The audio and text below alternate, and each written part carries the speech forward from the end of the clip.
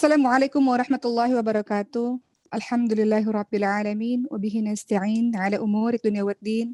Wassalatu wassalamu ala asyrafil anbiya'i wal mursalin wa ala alihi wa sahbihi ajma'in, amma ba'du. Rabbi shrah li sadri wa yassir li amri wahlul 'uqdatam min lisani yafqahu qawli. Yang saya hormati pada hari ini Bapak Andi Zaburrahman selaku Ketua Umum LPKN yang juga merupakan guru dan sahabat yang saya sudah kenal sejak lama.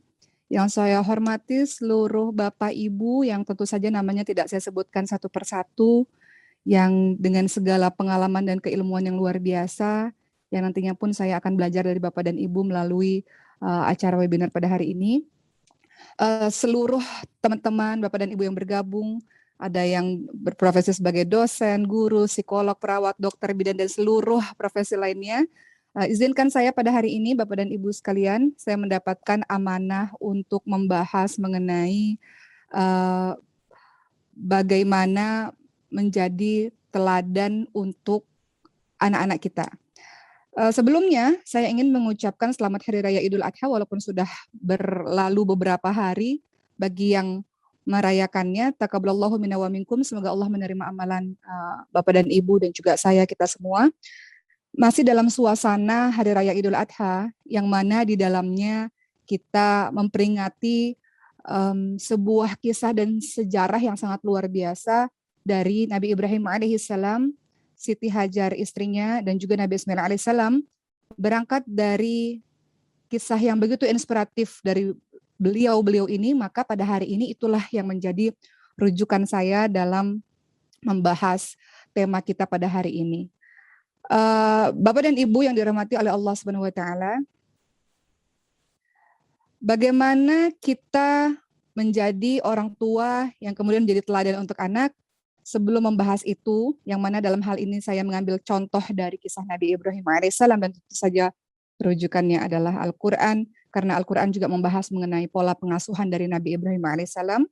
Maka terlebih dahulu sama-sama kita mengingat bahwa ternyata membicarakan masalah anak, Bapak dan Ibu, ternyata anak itu memiliki beberapa posisi di dalam Al-Quran. Yang pertama, anak ternyata memiliki posisi sebagai hiasan hidup untuk kita. Kita lihat dalam surah Ali Imran, contohnya, Allah Subhanahu wa taala berfirman, "A'udzubillahi minasyaitonir rajim. Zuyyina lin-nasi hubbus syahawati minan nisa wal banin wal qanatiril muqantarah." Allah Subhanahu wa taala mengingatkan kepada kita semua, dijadikan indah pada pandangan manusia apa-apa yang diingini olehnya, yaitu wanita, anak-anak, dan harta-harta yang banyak. Jadi anak-anak ini disebut, maka kita memahami bahwa anak dalam kehidupan kita dia sebagai sebuah perhiasan kehidupan untuk kita, yang menyenangkan kita, sesuatu yang kita bangga-banggakan. Maka posisi anak ternyata yang pertama adalah ia merupakan perhiasan dalam kehidupan. Ternyata Al-Quran menyebutkan juga bahwa posisi anak di dalam Al-Quran mungkin saja bisa menjadi perhiasan, tapi yang kedua mungkin saja bisa menjadi cobaan hidup bagi kita. Kita lihat dalam surat At-Taghabun ayat ke-15, Allah Subhanahu wa taala berfirman, "A'udzubillahi minasyaitonir rajim. Innama amwalukum wa auladukum fitnah, wallahu 'indahu ajrun 'adzim." Allah Subhanahu wa taala berfirman, sesungguhnya hartamu dan anak-anakmu hanyalah cobaan bagimu, dan hanya di sisi Allah lah pahala yang besar. Seperti yang sudah kita tahu bahwa dalam kehidupan ini berbagai macam ujian-ujian datang dalam kehidupan kita. Terkadang Allah Subhanahu wa taala uji kita dengan minal khauf wal ju' wa naqsin minal amwali wal anfusi wat thamarat.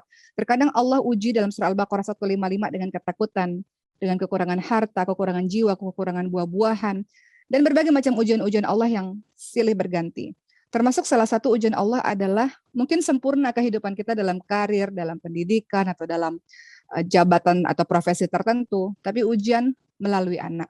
Maka ternyata hal ini sudah disebutkan di dalam Al-Quran, bahwa posisi anak di dalam Al-Quran terkadang dia juga bisa menjadi cobaan bagi kita. Allah memberikan kita mungkin kesempurnaan di hal-hal yang lain, tapi ternyata Allah bisa saja menguji kita melalui anak kita. Baik, berikutnya Bapak dan Ibu yang dirahmati oleh Allah Subhanahu wa taala, memahami posisi anak lagi di dalam Al-Quran. Ternyata yang ketiga, anak itu bisa menjadi musuh bagi kita. Kita lihat bagaimana dalam kehidupan sehari-hari viral di sosial media, anak yang menuntut ibunya sendiri di pengadilan misalnya, atau anak yang memukuli ibunya sendiri atau berbuat kasar dan sebagainya. Dia bisa menjadi musuh bagi orang tuanya. Hal ini terlihat dalam surah At-Taghabun ayat ke-14. Allah Subhanahu wa taala menyebutkan, A'udzubillahi minasyaitonirrajim. Ya ayyuhalladzina amanu inna min azwajikum wa auladikum aduwwalakum fahdharuhum wa in ta'fu wa tasfahu wa taghfiru fa innallaha ghafurur rahim. Wahai orang-orang beriman, sesungguhnya di antara istri-istrimu dan anak-anakmu ada yang menjadi musuh bagimu. Maka berhati-hatilah kamu terhadap mereka, dan jika kamu memaafkan, tidak memarahi serta mengampuni mereka, maka sesungguhnya Allah Maha Pengampun, lagi Maha Penyayang. Baik, beranjak ke poin yang berikutnya, posisi anak ternyata dalam Al-Quran yang tentu saja yang paling kita inginkan adalah ia menjadi anak yang baik, yang menjadi penyejuk mata, penyejuk hati untuk kita semua. Hal ini tercermin atau terlihat dalam surah Ali Imran ayat 38 dan juga surah Al-Furqan ayat ke-74 yang berupa doa yang sering kita ucapkan sehari-hari. Mohon izin kalau di sini ada yang bukan beragama Islam, tapi Muslim biasanya akan berdoa, Rabbana hablana min azwajina wa dzurriyyatina qurrata a'yun waj'alna lil muttaqina imama. Dalam doa tersebut, di sini kita bisa lihat bahwa ternyata anak-anak keturunan kita dia bisa menjadi qurrata a'yun, penyejuk mata, penyejuk hati untuk kita. Jadi Bapak dan Ibu sekedar menyampaikan saja bahwa itulah 4 posisi yang ada di dalam Al-Qur'an mengenai anak-anak kita. Terkadang bisa saja dia menjadi kita tidak berharap dia menjadi musuh, tapi kita berharap dia menjadi qurrata a'yun atau menjadi perhiasan hidup untuk kita. Berikutnya, Bapak dan Ibu yang dirahmati oleh Allah Subhanahu wa taala, orang tua yang sukses adalah ketika anak-anak mengidolakan dirinya. Maka patutlah kita berbangga kalau kita bertanya kepada anak kita, nanti kalau sudah besar inginnya seperti apa? Ingin seperti mama, ingin seperti papa, ingin baiknya seperti mama, ingin hebatnya seperti papa. Maka orang tua yang sukses bisa dikatakan ketika anak-anak mengidolakannya. Ia sebagai teladan, baik dalam segi ibadah, dalam segi akhlak, ataupun perilaku keseharian. Seorang orang tua menginginkan anaknya hafidz Quran, misalnya hafal Quran atau rajin ke masjid. Maka tentu saja itu didahului oleh orang tuanya terlebih dahulu. Kalau orang tuanya tidak memberi contoh yang baik, tidak ke masjid, apalagi baca Quran, bagaimana engkau bisa mengharapkan anakmu menjadi seperti itu? Jadi tentu saja yang pertama adalah teladan. Hal ini sesuai dengan firman Allah dalam surah At-Tahrim ayat ke-6. A'udzubillahi minasyaitonirrajim. Ya ayyuhalladzina amanu qu anfusakum wa ahlikum nara wa quduhan nas wal hijarah.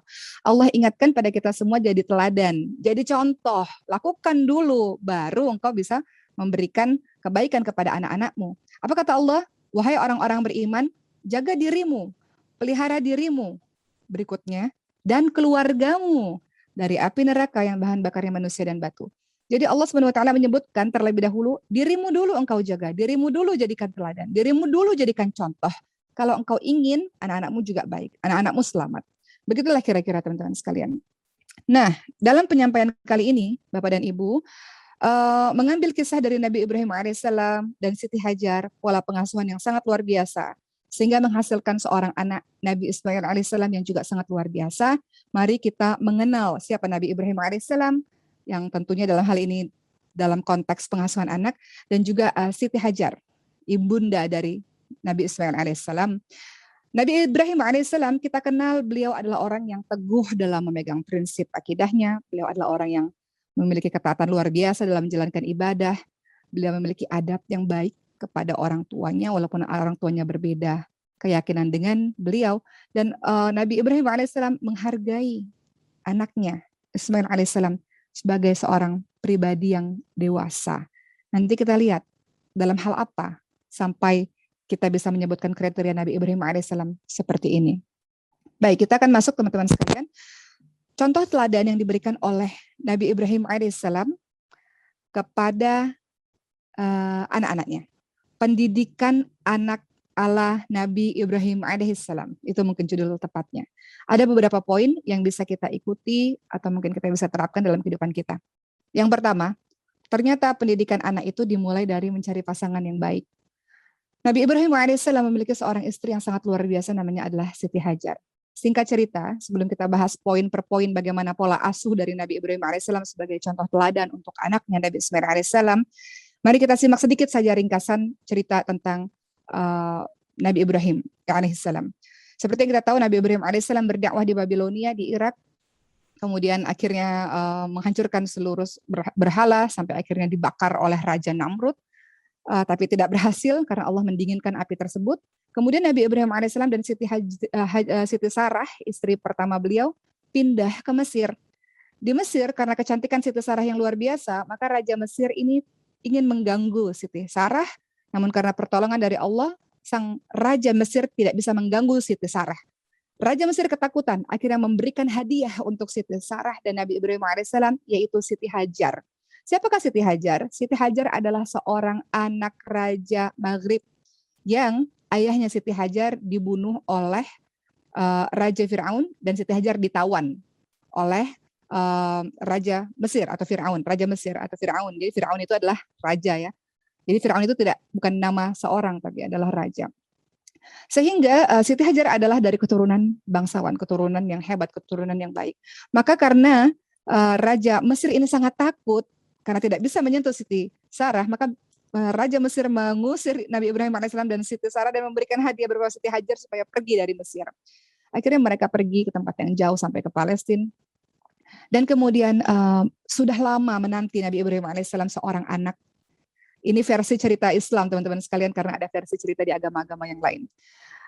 Siti Sarah dari Nabi Ibrahim alaihissalam tidak dikaruniai anak, dikatakan sampai umurnya 90 tahun, sampai akhirnya Siti Sarah meminta Siti Hajar dan Nabi Ibrahim alaihissalam menikah supaya mendapatkan keturunan. Bagaimanapun Nabi Ibrahim alaihissalam adalah seorang nabi.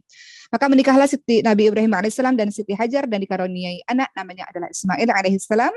Dan kemudian Allah Subhanahu wa taala akhirnya menyuruh agar Siti Hajar dan juga Nabi Ismail alaihissalam diletakkan di lembah tandus yang tak berpenghuni yang kemudian kita kenal dengan nama Mekah. Baik, kemudian apa yang terjadi di situ teman-teman sekalian? Nabi Ibrahim alaihissalam tentu sangat sedih karena kita tahu berpuluh-puluh tahun menunggu kehadiran anak belum diberikan Allah. Ketika Allah sudah berikan, disuruh berpisah dengan anak yang beliau nanti-nanti selama ini. Lagi-lagi mohon izin teman-teman sekalian bahwa versi cerita ini berbeda cerita di agama lain, dan tentunya ini menjadi pengetahuan kita bersama. Baik, Bapak dan Ibu yang dirahmati oleh Allah Subhanahu wa taala, ketika akhirnya Nabi Ibrahim alaihissalam meninggalkan Siti Hajar, tentu Siti Hajar bertanya. Pertanyaannya adalah, apakah memang ini Tuhan atau Allah yang menyuruhmu melakukan ini? Maka Nabi Ibrahim alaihissalam mengangguk dan kemudian Siti Hajar berkata, kalau memang begini Allah tidak akan membiarkan kami. Begitu kata Siti Hajar. Dan dimulailah pendidikan yang sangat luar biasa. Teman-teman, kita mengetahui bahwa Siti Hajar tidak tahu tentang atau tidak mengenal tentang teori perkembangan anak. Siti Hajar tidak mengenal tentang model-model pembelajaran yang canggih seperti saat ini. Siti Hajar tidak mengenal tentang ragam-ragam kecerdasan atau multiple intelligences yang mungkin sekarang terkenal di dunia pendidikan atau berbagai macam teori lainnya. Tapi lihatlah versi cerita Islam bahwa di tangannya Siti Hajar lahirlah seorang anak Ismail alaihissalam yang sangat soleh, yang sangat taat, berbakti sama orang tuanya, berakhlak mulia, cerdas, dan rela berkorban. Dari mana itu bisa terjadi? Ketika ayahnya Nabi Ibrahim alaihissalam diminta oleh Allah Subhanahu wa taala untuk meninggalkan Siti Hajar dan Nabi Ismail di kota Mekah. Tentu ini lahir dari seorang ibu yang hebat. Maka kita lihat, sebelum kita melihat bagaimana Nabi Ibrahim alaihissalam mendidik anaknya Nabi Ismail alaihissalam, kita lihat dulu peran dari seorang ibu yang hebat ini. Kita bisa meraba pola pendidikannya Siti Hajar melalui doa yang disampaikan oleh Nabi Ibrahim yang terlihat atau tercatat di dalam Al-Quran di surah Ibrahim ayat ke-37. Doanya adalah, ya Tuhan kami, sesungguhnya aku telah menempatkan sebagian keturunanku di lembah yang tidak ada tanaman ini. Tandus, kering, gersang, tidak ada kehidupan. Di dekat rumahmu, Baitullah yang dihormati. Ya Tuhan, agar mereka ini adalah orang-orang yang mendirikan ibadah, mendirikan sholat, dan jadikan hati manusia cenderung terhadap mereka. Jadikan manusia-manusia lainnya sayang kepada mereka. Dan berikanlah mereka rezeki dari buah-buahan, dan semoga mereka termasuk orang-orang yang bersyukur.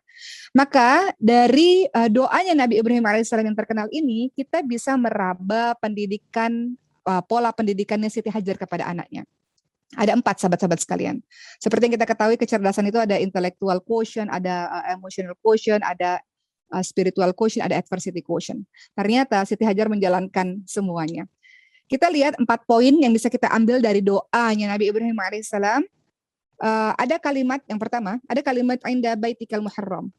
Artinya anak itu ditempatkan, atau Ismail alaihissalam ditempatkan di lingkungan yang baik, lingkungan yang kental dengan nilai-nilai yang baik, lingkungan yang mendekatkan diri dengan penciptanya. Jadi pendidikan anak ternyata salah satu yang berpengaruh sangat besar adalah lingkungan. Kalau kita lihat dalam kehidupan sekarang, lingkungan tentu adalah lingkungan rumah, tetangga, dan sekolah. Setiap orang tua punya goals-nya masing-masing ketika ia memberikan atau mempercayakan sekolah untuk mendidik anaknya. Jadi setiap orang punya tujuannya masing-masing sesuai dengan visi misinya, maka begitulah dia memilih sekolahnya. Jadi kita lihat pola pendidikannya Siti Hajar, ternyata anak itu ditempatkan di tempat yang baik, di lingkungan yang baik, yang sangat mempengaruhi karakternya, yang sangat mempengaruhi sikap dan sifatnya ketika dia besar nanti. Yang kedua, ada kalimat liyuqimus shalah. Yang kedua ini kita lihat bahwa anaknya diajar untuk mendekat kepada Rabb-nya, untuk mendirikan salat, untuk beribadah. Jadi ternyata pendidikan pertama kali dari segala macam pendidikan yang kita terapkan kepada anak ternyata adalah mengenalkan ia kepada Tuhannya. Membangun ketaatan ia kepada Tuhannya. Nanti dampaknya jadi kemana-mana. Dampaknya adalah dia akan senantiasa diawasi, dilihat oleh Tuhannya, sehingga dia merasa gerak-geriknya diperhatikan oleh Rabb-nya, oleh Tuhannya, sehingga dia sangat berhati-hati untuk mewujudkan kehidupan yang baik. Kemudian yang ketiga, kalau kita lihat teman-teman sekalian ya, yang kedua tadi, itu adalah kalau kita lihat dalam kehidupan sekarang namanya adalah spiritual quotient. Kecerdasan spiritual. Bahwa walaupun ada di luar sana orang-orang yang tidak memiliki agama atau mungkin tidak mempercayai keberadaan Tuhan, tapi bagi orang-orang yang mempercayainya, maka kita tahu bahwa itu yang menyelamatkan. Ketika dia belajar apapun silahkan, tapi itu yang menyelamatkan. Atau kita sebut dengan spiritual quotient. Kemudian yang ketiga, apa yang pola pendidikan yang kita bisa raba dari pola pendidikannya Siti Hajar, ada kalimat faj'al af'idatan minan nasi tahwi ilaihim, yaitu kurikulum ini adalah membentuk pribadi yang disukai dan disayangi oleh sesama. Itu kurikulum yang berikutnya, yang ketiga, pribadi-pribadi yang memiliki akhlak-akhlak yang mulia. Dan kita lihat Ismail alaihissalam sangat menghormati, memuliakan orang tuanya, memegang teguh norma-norma agama, dan sangat disenangi oleh sekelilingnya. Atau kita lihat ada yang namanya Daniel Goleman ya, beliau mengatakan kompetensi ini kita sebut sebagai emotional intelligence. Jadi kecerdasan emosional yang juga penting dimiliki oleh anak-anak kita maupun diri kita sendiri. Dan yang keempat, ada kalimat la'allahum yashkurun. Dalam doa Nabi Ibrahim alaihissalam artinya membentuk pribadi menjadi pribadi yang senantiasa pandai bersyukur terhadap segala macam nikmat yang diberikan oleh Tuhannya. Maka kalau kita lihat teman-teman sekalian, menjadi orang bersyukur maknanya itu adalah pribadinya berpikir positif, produktif, kontributif. Kita lihat hal ini dicontohkan langsung oleh ibu yang hebat Siti Hajar, bagaimana beliau mencari air ke sana kemari untuk anaknya bisa hidup, yang kemudian kita kenal dengan nama air Zam-Zam. Maka di situ kita bisa lihat adanya kecerdasan tangguh atau adversity quotient. Seorang ibu yang tangguh, yang tahan banting istilahnya, dia mampu mengajarkan anak-anaknya juga menjadi pribadi yang tahan banting. Atau dalam bahasa Al-Quran, jangan tinggalkan anakmu dalam keadaan yang lemah, karena engkau tidak selamanya mendampingi anak-anakmu. Dan itu bisa dari seorang ibu yang tahan banting, yang kuat, ibu yang berjuang. Itu yang diajarkan oleh Siti Hajar, dimiliki oleh Siti Hajar dan diajarkan oleh anaknya. Berikutnya teman-teman sekalian, jadi yang pertama, pola pendidikan ala Ibrahim alaihissalam adalah mendapatkan atau memiliki seorang istri yang baik, ibu yang hebat. Yang kedua, poin yang kedua adalah menjadi teladan bagi anak-anak dan keluarganya. Kita lihat dalam surah As-Saffat, jadi kisahnya Nabi Ibrahim dalam Quran itu ada dalam surah As-Saffat ayat 100 sampai 111. Kita lihat dalam surah As-Saffat ayat ke-101, setelah sebelumnya Nabi Ibrahim berdoa, Rabbi habli minas shalihin, ya Allah karuniakanlah kepada saya anak yang baik. Kita lihat ayat berikutnya, ada kalimat, a'udzubillahi minasyaitonir rajim, fabasyirnahu bighulamin halim. Fabasyirnahu bighulamin halim. Maka kami beri kabar gembira dengan seorang anak yang halim. Halim itu, Nabi Ismail artinya memiliki sifat yang sabar dan santun, penyantun dan sabar. Pertanyaannya, dari mana Nabi Ismail alaihissalam memiliki sifat santun dan sabar seperti ini? Ternyata jawabannya ada di dalam Al-Quran surah Hud ayat ke-75. Yang kalimatnya adalah a'udzubillahi minasyaitonirrajim inna Ibrahim lahalimun awwahum munib. Sesungguhnya Ibrahim adalah orang yang penyantun dan sabar, orang yang halim, suka meminta kepada Robnya, suka berdekat-dekatan dengan Robnya.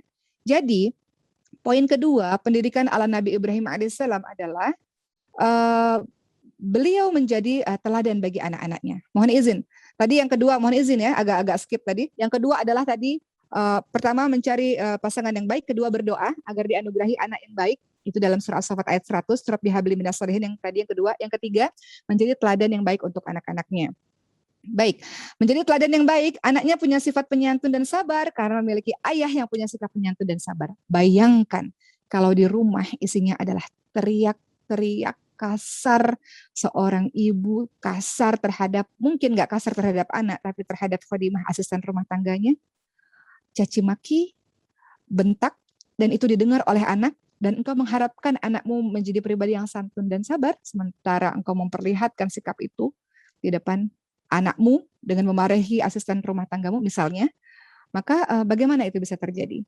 Sehingga Bapak dan Ibu yang dirahmati oleh Allah Subhanahu wa taala, yang saya hormati pada kesempatan kali ini, ternyata Nabi Ibrahim mengajarkan pada kita semua jadi teladan dulu untuk anak-anak, karena anak-anak usia dini khususnya. Jadi anak usia dini itu adalah mereka peniru paling ulung di muka bumi ini. Di sini banyak sekali guru-guru PAUD. Apapun yang mereka dengar mereka tiru, apapun yang mereka lihat mereka tiru. Anak-anak PAUD itu 0 sampai 6 tahun atau 0 sampai 8 tahun, masa golden age yang sangat luar biasa.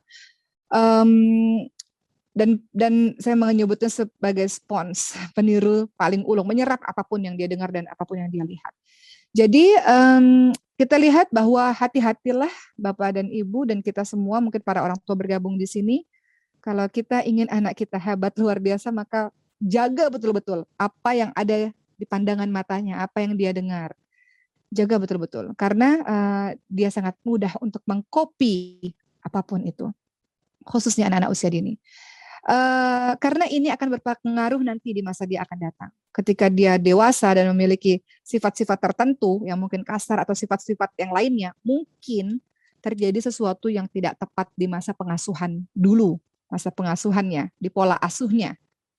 Sehingga misal kita bertemu seorang yang pemarah, misal dia sudah dewasa tapi pemarah, atau mungkin sifat-sifat buruk lainnya, mungkin ada sesuatu di pola pengasuhannya yang tidak tepat. Maka di sini kita bisa lihat dari kisah Nabi Ibrahim, menjadilah teladan untuk anak-anak dan keluarga. Baik ibu maupun ayah berusaha dari perkataan, perbuatan, atau jaga pandangan mata anak-anak supaya yang terekam adalah memori yang baik-baik. Karena banyak terjadi di luar sana, ibu dan ayah bertengkar, dan anak melihat yang bermasalah adalah ibu dan ayahnya, maksudnya suami istri, tapi kenapa? Melibatkan anak sehingga anak melihat. Banyak juga saya dengar ataupun saya lihat video-videonya bagaimana KDRT fisik maupun verbal itu disaksikan oleh anak. Bagaimana mungkin seorang anak yang bersih itu harus merasakan atau melihat atau mendengar hal-hal yang seharusnya dia tidak dengar atau dia tidak lihat. Jadi itu biarlah harusnya di kamar tersendiri atau di ruangan terpisah. Memori anak haruslah kita berusaha untuk yang baik-baik agar dia bisa menjadi pribadi yang baik. Jangan dia menjadi pribadi yang meniru atau menimbulkan trauma tersendiri. Berikutnya Bapak dan Ibu yang dirahmati oleh Allah Subhanahu wa taala, yang keempat, kalau kita lihat pendidikan yang diajarkan oleh Nabi Ibrahim alaihissalam adalah sama seperti tadi Siti Hajar, memilih lingkungan yang baik untuk perkembangan mentalitas dari anak. Yang keempat, memilih lingkungan yang baik. Lingkungan yang baik itu saya teringat satu kisah, ini menarik untuk diceritakan karena ini kisah sehari-hari. Sahabat saya namanya Mbak Asri Welas, beliau orang yang sangat luar biasa, saya mengenalnya sudah sangat lama, orang yang pintar, beliau lulusan double degree dari Universitas Indonesia, dan memiliki banyak sekali multi talent, keahlian-keahlian yang luar biasa.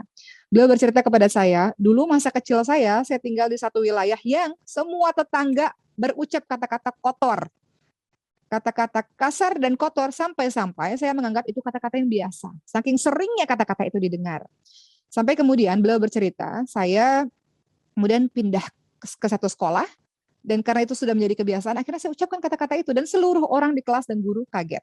Dari situlah saya memahami bahwa kata-kata itu tidak patut dikeluarkan oleh seseorang.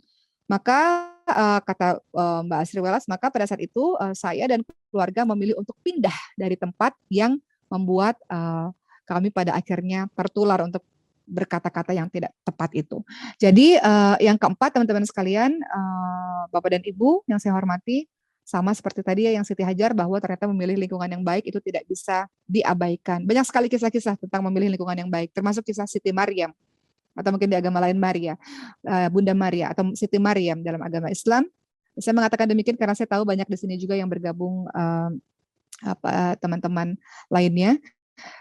Begitu juga dengan Siti Maryam, beliau dijuluki sebagai seorang wanita yang taat beribadah kepada Robnya, kepada Tuhannya. Dan beliau memang dari kecil ditempatkan di tempat yang baik, yaitu di Baitul Maqdis, Palestina. Di tempat yang suci di Palestina itu. Berikutnya, Bapak dan Ibu, yang tidak bisa kita abaikan yang kelima, dalam pengasuhan anak supaya dia bisa berkembang dengan lebih baik, apalagi di era digital ini, adalah dengan bersifat demokratis dan komunikatif kepada anak.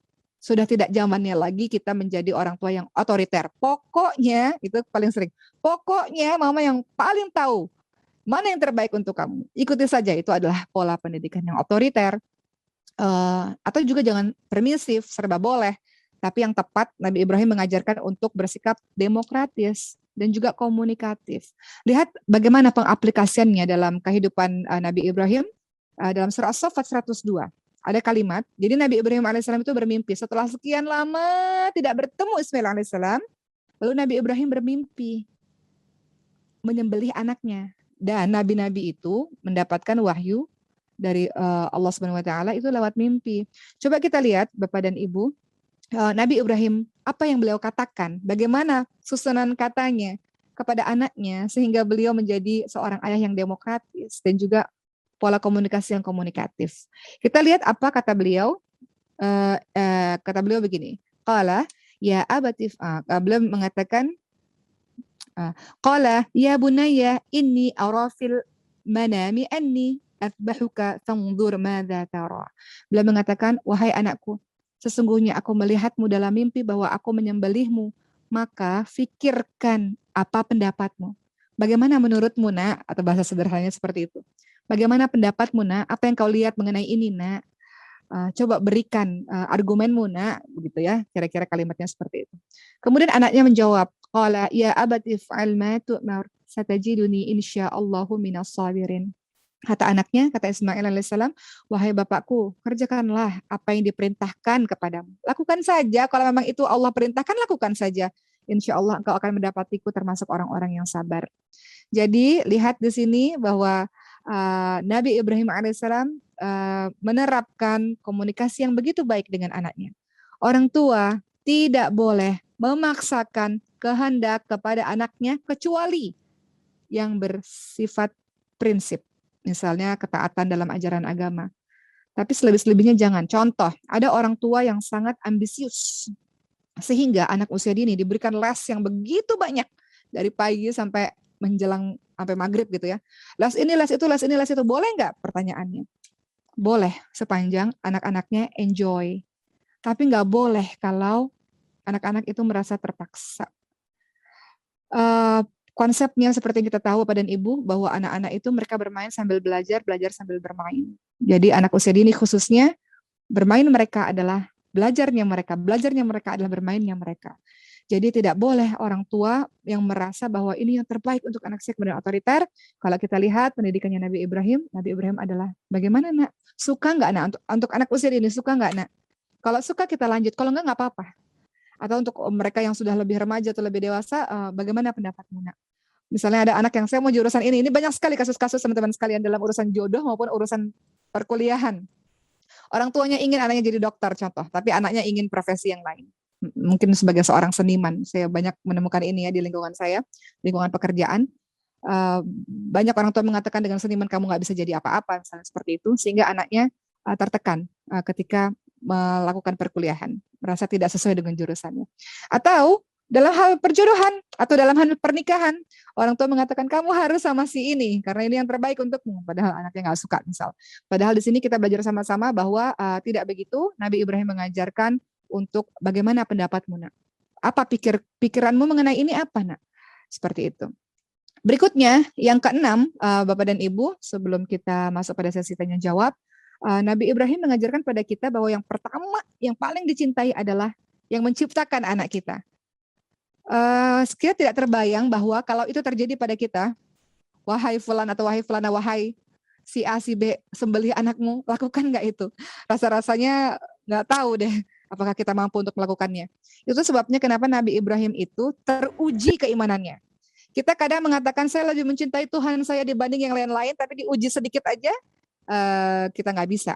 Tapi Nabi Ibrahim sudah membuktikannya. Disuruh disembelih anak itu, atau Ismail alaihissalam, beliau mau menyembelih dan akhirnya Allah ganti dengan sembelihan yang lain, tapi intinya sudah terbukti terang benderang bahwa memang betul Nabi Ibrahim lebih mencintai Tuhannya, sang penciptanya dibandingkan dengan yang lain-lain.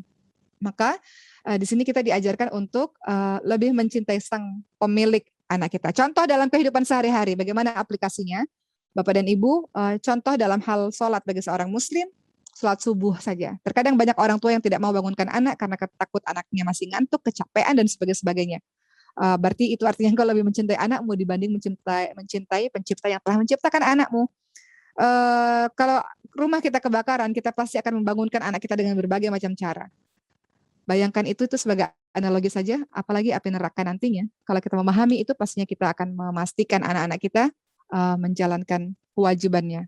Kalau dia memang seorang muslim, kalau Bapak dan Ibu adalah seorang muslim. Kemudian yang ketujuh, ini sangat penting. Ingin membentuk karakter anak melalui teladan-teladan, apa yang harus dilakukan? Ibadah sama-sama. Ibadahnya sama-sama. Nabi Ibrahim itu beribadah, ngajak-ngajak anaknya.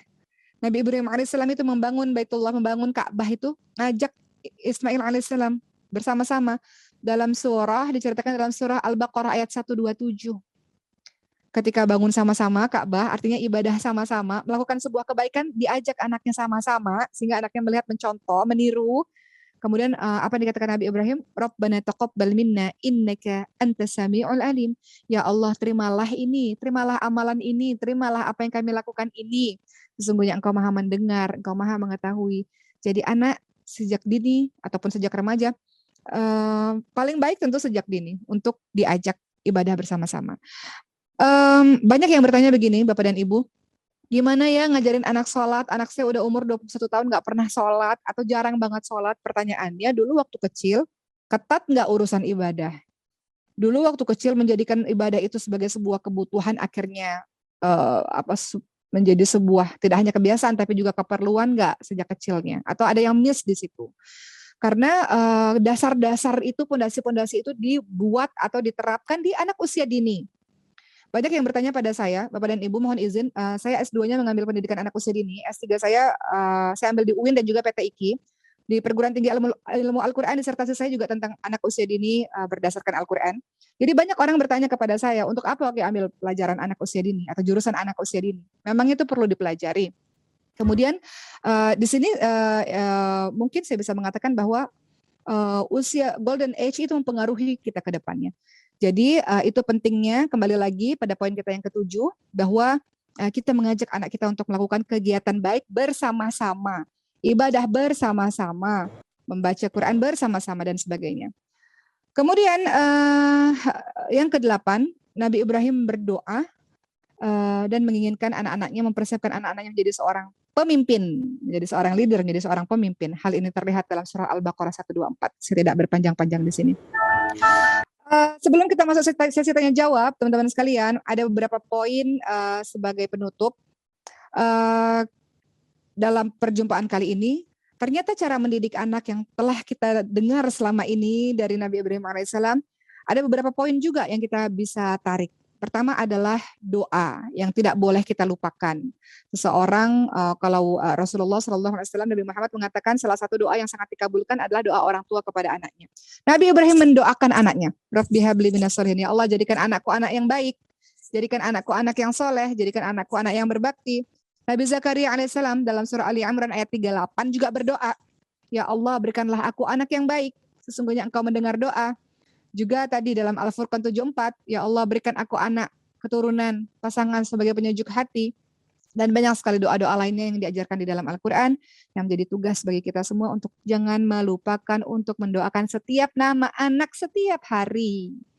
Saya punya kenalan teman-teman yang sukses dan anak yang hebat-hebat, saya tanya apa sih rahasianya?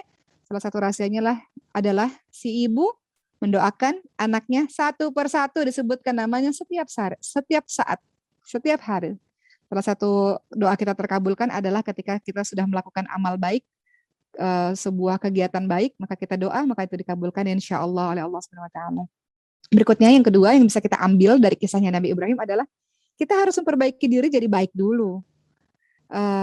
Ada yang mengatakan begini, seorang ulama di zaman dulu mengatakan begini pada anaknya, wahai anakku, sungguh aku terus menambah ibadahku karenamu, supaya engkau juga menjadi orang yang salih atau orang yang baik.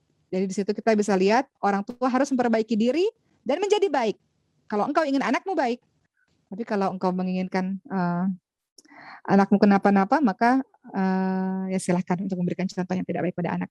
Dan yang terakhir adalah memberikan pendidikan agama sejak kecil. Itu yang paling penting.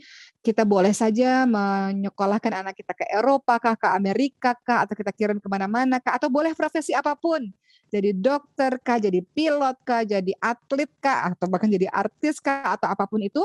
Tapi dia harus punya pondasi yang kuat di dalam dirinya. Apa itu? Pondasi agama.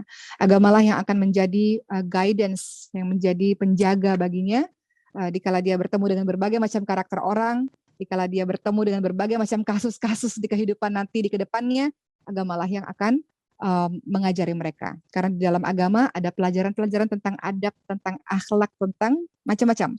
Dengan begitu mudah-mudahan Bapak dan Ibu, anak-anak kita menjadi anak-anak yang terbaik. Dan satu, saya lupa tapi saya ingin sampaikan, jangan lupa untuk lemah lembut terhadap anak.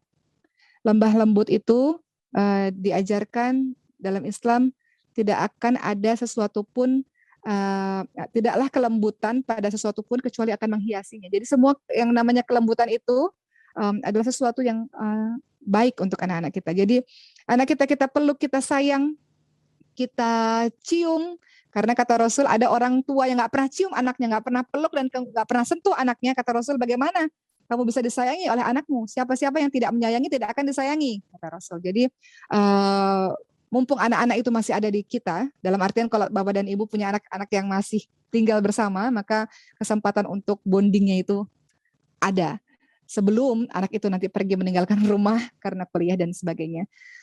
Semoga kita bisa menjadi orang tua terbaik untuk anak-anak kita, jadi sahabat terbaik untuk anak-anak kita, dan kita minta pertolongan dari Sang Pencipta kita supaya kita bisa menjadi orang tua yang sabar, berilmu, dan terus sampai akhir membimbing dan mendidik anak-anak kita.